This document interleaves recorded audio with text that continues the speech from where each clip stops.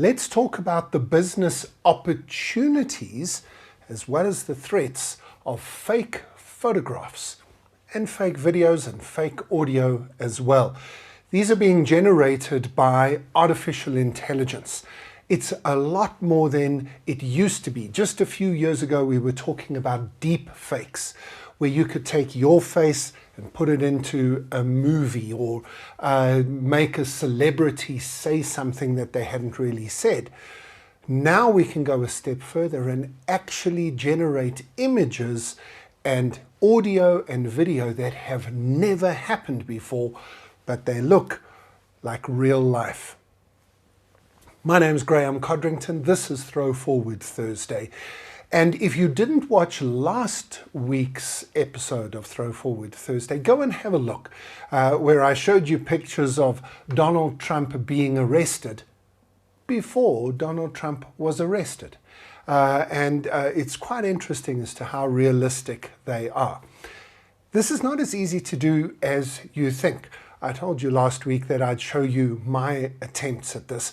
I use Midjourney to generate images, and I gave it a go. I asked Midjourney to give me some images of Donald Trump being arrested. First of all, Midjourney said, I'm not allowed to do that. And a lot of websites have begun to say if you deliberately put up the type of images or the type of videos that are taking a famous person and putting them into a position that they wouldn't want to be put into, in other words, a bit of a libelous or a slanderous position, they will remove those and they will ban you for life. So good on them. I didn't find it that easy, so at the moment it's going to take more than just what the average person can do with Midjourney or GPT-4.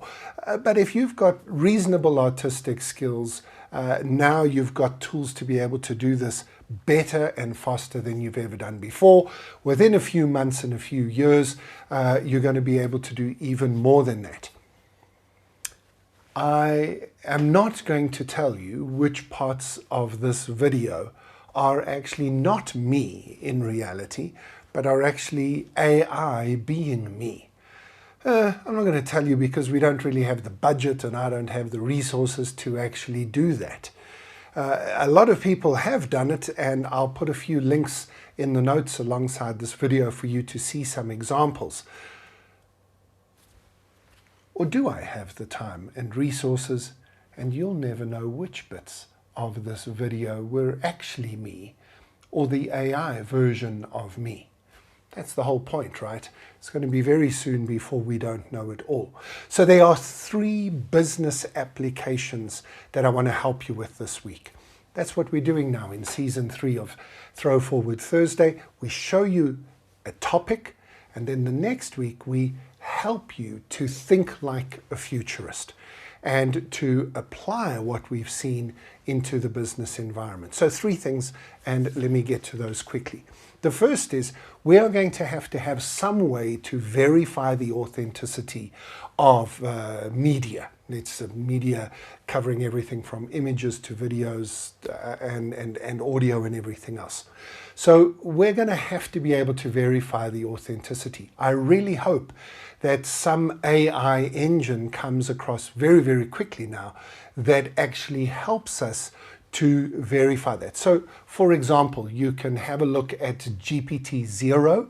That's an app that's available on a website. You can copy text, put it into GPT-0, and it gives you the percentage likelihood that that was written by a human versus written by ChatGPT. Now, I've tested it out, and it's pretty accurate with how close it gets. And I think we need something like that for media. The threat, of course, is that we shouldn't be trusting things unless they are verified, and right now there isn't an agreed upon verification process.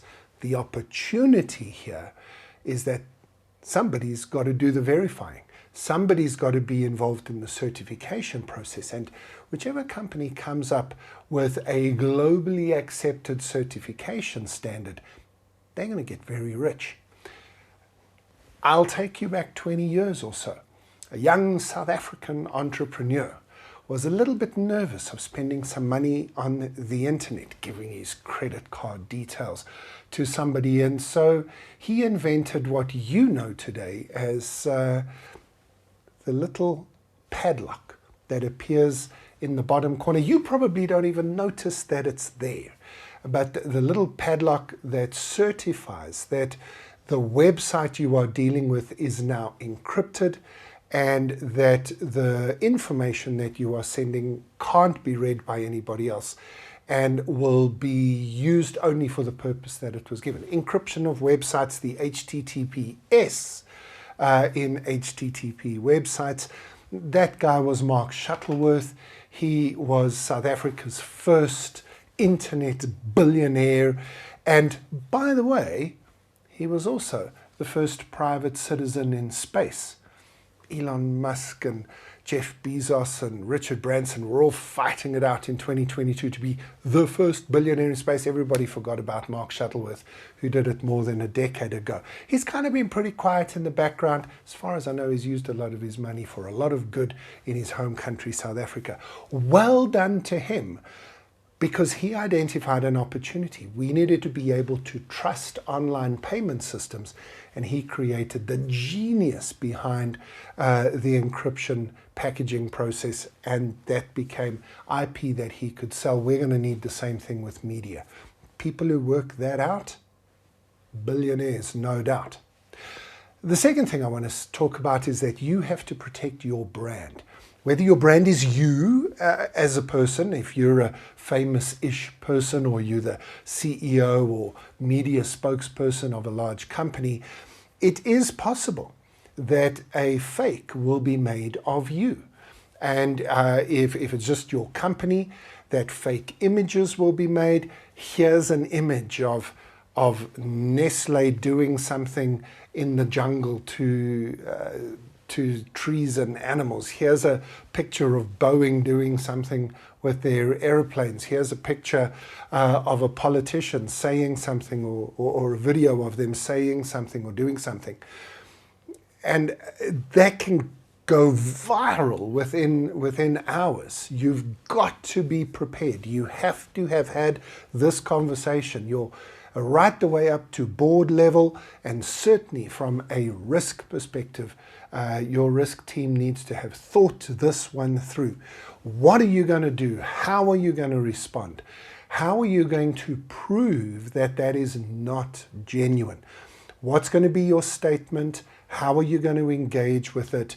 And then 2 years ago, when I first talked about deep fakes, I suggested that you do, it was a bit of a silly suggestion in the moment as I was recording the video, but I wonder, I'll just throw it out again, that maybe you should record a whole lot of fakes that are actually of your CEO or actually of yourself saying something you would never say. So anyone who knows me knows I'm a Manchester United supporter, and anyone who knows football will know that there is not a chance that any Manchester United football fan will ever say anything good about Liverpool under any circumstances. So if I recorded a video of myself being complimentary and talking about how great Liverpool Football Club was, you'd know it was a fake. And if I recorded one of those and just kept it in my drawer, then if another fake comes out of me saying something, I then release all the fakes I've created, flood the market with fake Graemes, and then I can basically say, hey, everything you're seeing Graeme saying at the moment is a fake. Come back to us, we'll verify what really is Graeme or not. I don't know. Maybe you're not that famous. I'm certainly not that famous, so maybe you don't have to go to those levels. But you do have to think it through. You do have to think through what you would do to protect your brand. So that's the second thing you need to take away from this. The third is that we need to teach our teams. We need to teach the people in our businesses. You need to teach your children. And in fact, to be honest, we all have to teach ourselves how to think more critically. Let me give you just an example here. Over the last few weeks, I've been extolling the virtues of ChatGPT and GPT-4 now, and telling people how brilliant it is. And of course, the immediate pushback that people have got is, well, sometimes it doesn't give you accurate results. You ask it to give you information about a topic, and the information it gives you is not entirely accurate. And then they say, so we shouldn't use ChatGPT. And my response is, well, where do you go for absolutely accurate information? Because they're saying, well, don't use ChatGPT. And then the second half of the question is, well, what should I use then? Should I go to the Encyclopedia Britannica? Let's go old school. Do you think that everything written about in the Encyclopedia Britannica is perfect knowledge? What happens if I asked you about, say, the famine in India 60, 70 years ago? Do you think the Encyclopedia Britannica is going to give you a perfectly truthful answer about who did what wrong? And no, a little bit of a incendiary example there. But just, do you know what I mean? If you say, well, go and read a book about it, is every single book you've ever read absolutely perfectly truthful and completely comprehensive? Of course not.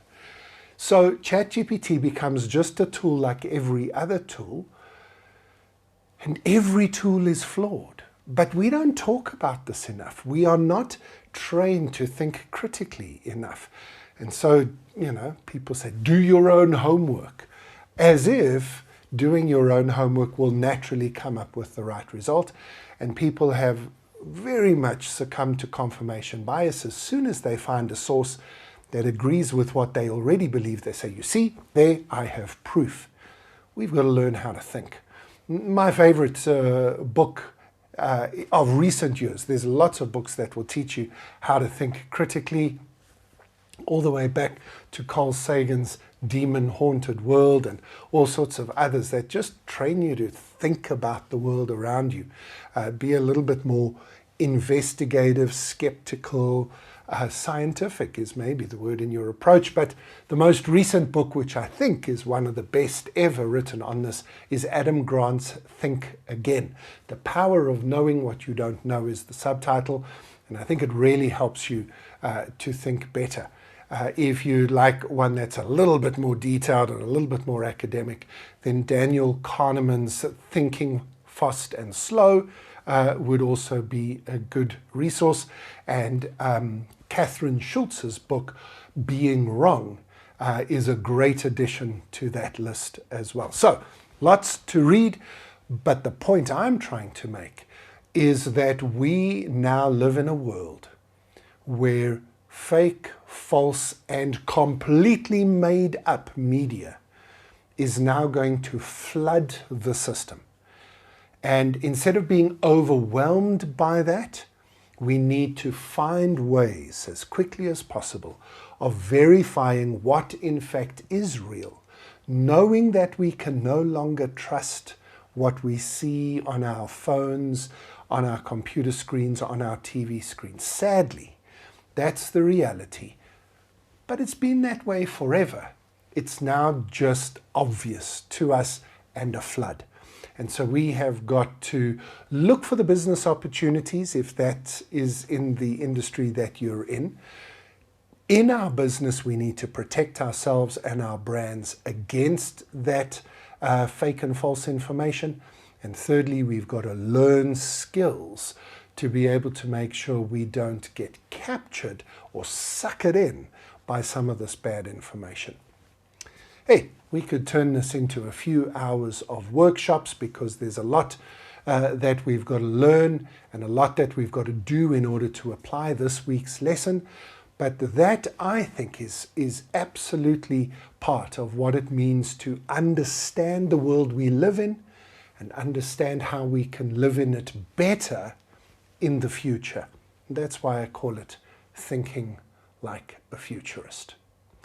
As always, if our team at Tomorrow Today can help you and your team to do some of these things, make sure you contact us. We'd love to help you more.